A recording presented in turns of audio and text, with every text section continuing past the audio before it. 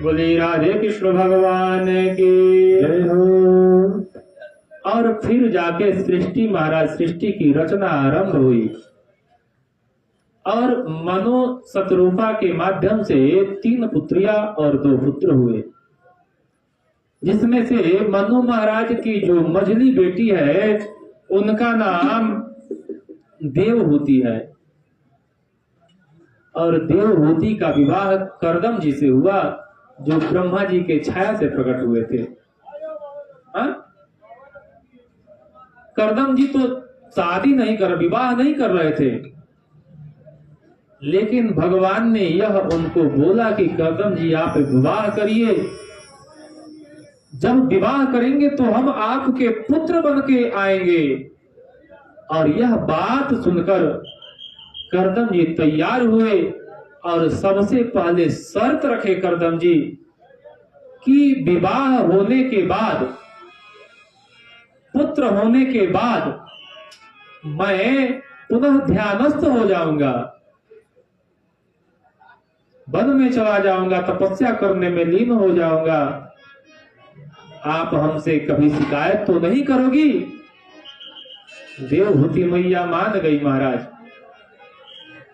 और देवहूति मैया का विवाह करदम जी के साथ हुआ। अब संत तो संत होते हैं महाराज, हर किसी का स्वभाव होता है ना, मैंने बताया ना, तो संत का भी स्वभाव होता है। विवाह तो संपन्न हुआ, लेकिन विवाह संपन्न होते ही ध्यान लग गया करदम जी को, ब्रह्मा जी के पुत्र है महाराज। लेकिन देवहूति मैया महाराज अपने पथ से विचलित नहीं हुई। ध्यान दीजिए, वर्तमान परिवेश की व्यवस्था यही है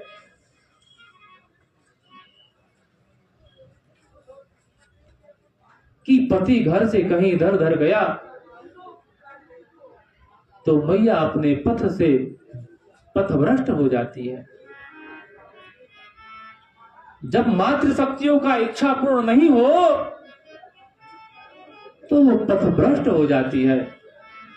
लेकिन शास्त्र हमें कुछ आदेश दे रहा है।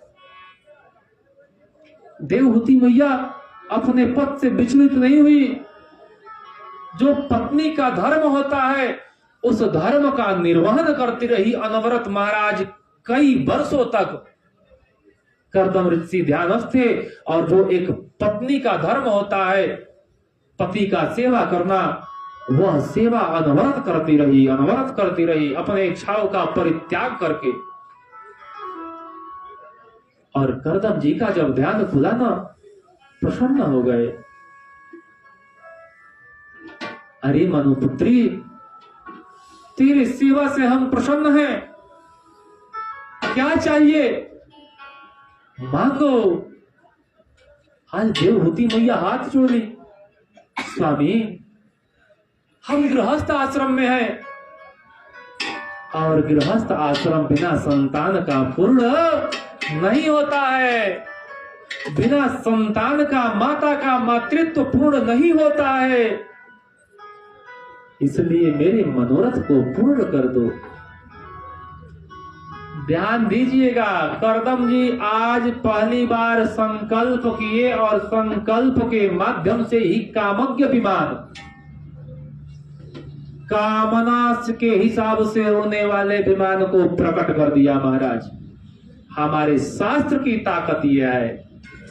और दुर्भाग्य है कि हमारे शास्त्रों पे अनेक देश विदेश के लोग सर्च करते हैं और उस शास्त्र का खंडन ही हमारे देश में होता रहता है। जिन शास्त्रों का रिसर्च समस्त दुनिया कर रही है, उन शास्त्रों का खंडन हमारे भारतवर्ष के उन महान हस्तियों के पुत्र, जिनके शरीर में भी उन पुण्य आत्माओं का खून है, वो स्वयं अपने हाथों से कर रहे हैं। इस संसार में जितना ज्ञान विज्ञान देख रहे हैं वो हमारे शास्त्रों की ही देन है, जिसे पूरी दुनिया मानती है और हमारे भारतवर्ष के सुपूत नहीं मानते हैं। और उसी का देन है कि उनके कोई भी इच्छा पूर्ण नहीं होता है महाराज। पैसा से इच्छाओं की पूर्ति नहीं हो सकती है।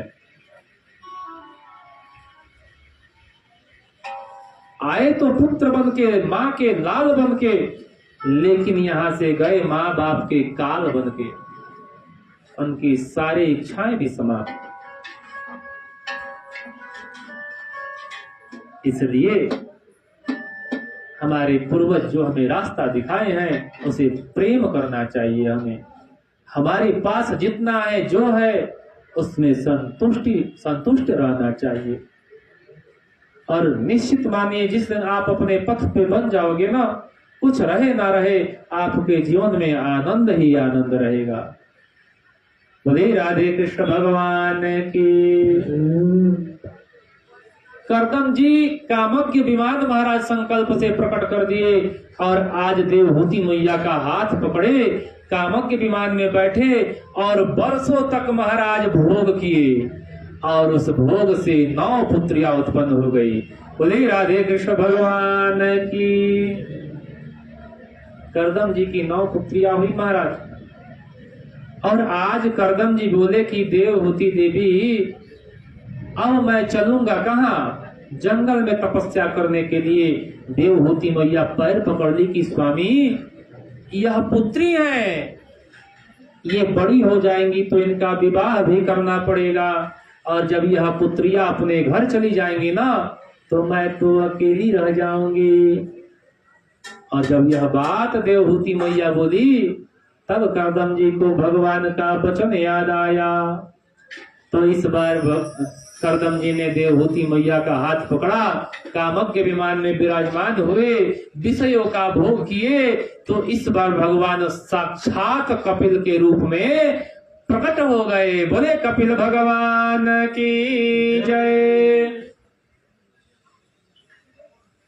और उन कपिल भगवान का दर्शन करने के लिए देवलोक से सभी देवता लोग आए। इधर ब्रह्मा जी के भी 10 पुत्र हैं, तो ब्रह्मा जी अपने 9 पुत्रों को साथ में लेकर आए। क्यों? क्योंकि नारद जी कहीं घूमने गए थे, और जब ब्रह्मा जी अपने 9 पुत्रों के साथ कपिल भगवान का दर्शन करने आए, दर्शन पूर्ण हुआ, जब जाने लगे ना तो करदम जी हाथ जोड़ दिए, पिताजी आपके पास 9 पुत्र हैं, मेरे घर में 9 कन्या हैं, अगर आपका आशीर्वाद मिल जाए तो इन 9 का पाणी ग्रहण संस्कार हो जाए। प्रसन्न हो गए ब्रह्मा जी। 9 कन्याओं का विवाह उन मरीच, भृगु, अंगिरा आदि ऋषियों से संपन्न हो गया। बोले राधे कृष्ण भगवान के।